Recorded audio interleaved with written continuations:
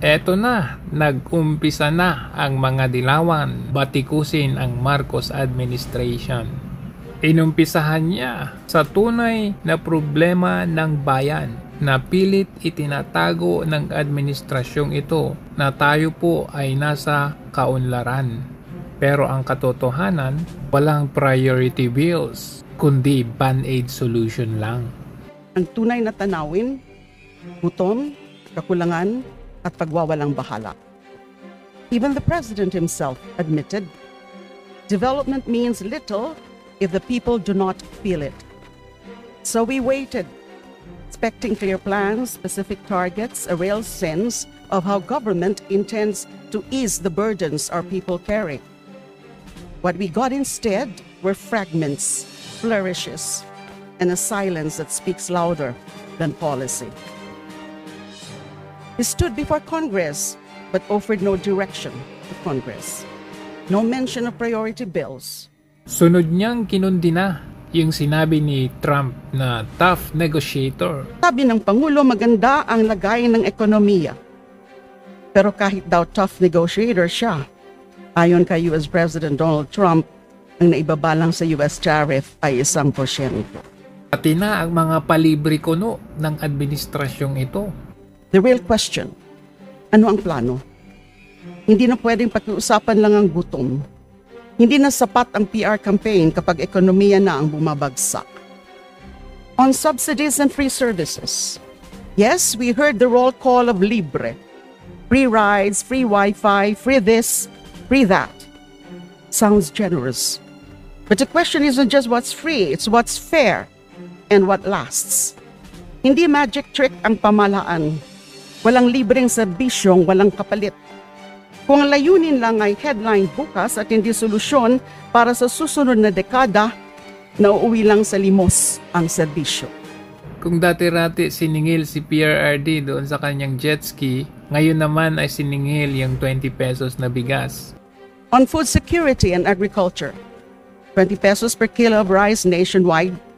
That was the headline, but again, where's the follow-through? We ask, sustainable ba ito? Maabot ba ng mga hindi malapit sa kadiwa? Binatikos ang distribution network ni VP Sara doon sa kanyang satellite offices. Pero eto siya, hinahanap ang distribution networks nitong si Marcos Jr. Kasi yung kadiwa, lulubog, lilitaw, wala naman talagang distribution network yan. We need more than promises. We need distribution networks for equipment and facilities, cold storage, post-harvest support. Isama mo na pati smuggling. Sabi niya, bilang na yung mga araw nyo, pero hanggang ngayon. And smuggling? It's still a sport in this country. Time to retire the playbook. Time to protect Filipino farmers like we mean it. Ang PhilHealth naman na sinabi ni Marcos na libre na, ay budol din.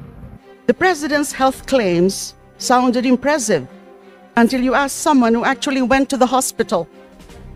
PhilHealth daw covers emergency outpatient care. Pero ang kwento ng mga pasyente, konsumisyon na nga ang sakit, konsumisyon pa ang bill. The agency says reimbursement is possible, but in an emergency who has time and money for abono. Sa dami ng kwentong ganito, ang tanong, sino ba ang niloloko natin? The president says there's now a doctor in every town. Good. But a lone doctor without medicine, without equipment, without trained staff is not a health system. That's a photo op waiting to happen. Zero balance billing has also been around for years. But walk into any public hospital and ask if it's real. Patients still choose not to seek treatment, afraid of the bill that might bury them deeper than the illness. Ang mahiya naman kayo statement nitong si Marcos Jr. Binatikos din. So tama lang po ang flood control projects. Diyan talaga lumulubog ang pondo. We welcome any serious investigation. But serious means names, charges, jail time. Hindi pwedeng mahiya naman kayo lang ang ending. Kung palpak ang proyekto at nalulusaw ang pondo, may dapat managot. Kung flood control ang sisilipin, isama na rin ang farm-to-market roads na wala namang taniman, irrigation na wala namang patubig, at kalsadang giniba, ginawang bago, tapos giniba uli. Don't threaten us with a reenacted budget. Kung babalik lang din tayo sa parehong budget insertions, yung mga SOP, kickback, initiative for the boys, edi parang sinabing, mahiya naman tayo, pero tuloy pa rin ang ligaya. Accountability is measured in prosecutions, not press releases. Nako, ano kaya masasabi ng mga kongreso dito na mga sunod-sunuran kay Marcos? Wish to comment also on the seemingly struggling leadership or the lack of direction of this administration. The president named the problems: broken healthcare, poor education outcomes, weak job creation, food insecurity, a struggling agri-sector.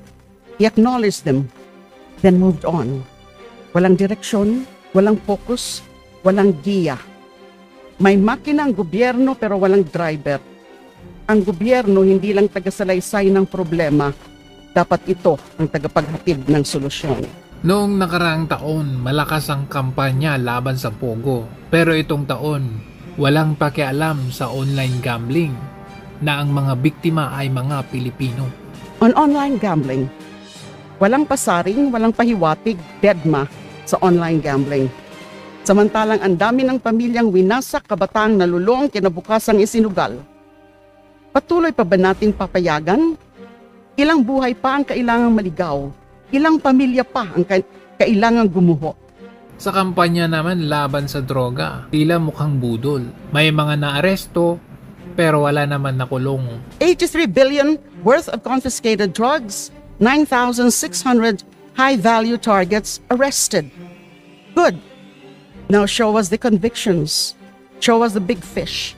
Hindi lang yung mga taong wala nang ipanglaban.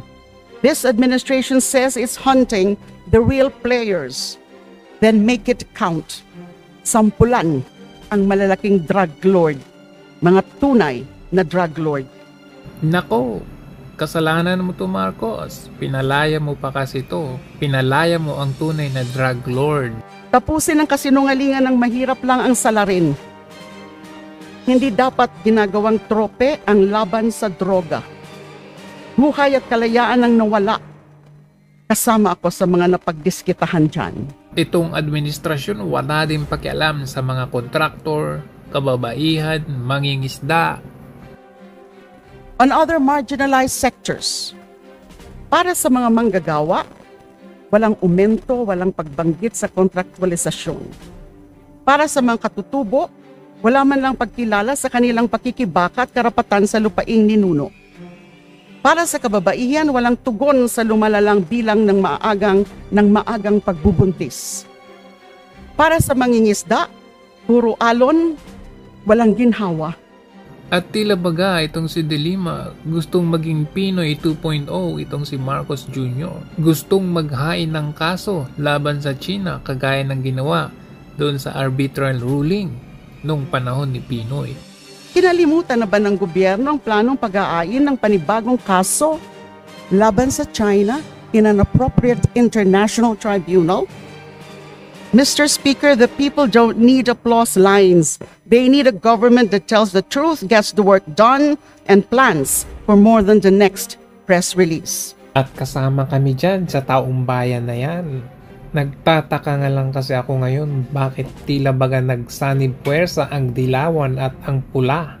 Lumalabas na ang tunay na pakay. Duterte muna ang pababagsakin bago ang Marcos. As this administration enters its second half, the temptation to govern for campaign optics, not country, will only grow stronger. We must be vigilant. Bawat budget insertion, bawat subsidy na walang plano, bawat hakbang na para sa boto, hindi sa bayan, dapat po nating bantayan. At hindi rin namin nakakalimutan, nanonood ang taong bayan. Hindi sila basta-basta nabubulag sa propaganda. Hindi sila extra sa drama ng kapangyarihan. Gobyerno ito, hindi teleserye.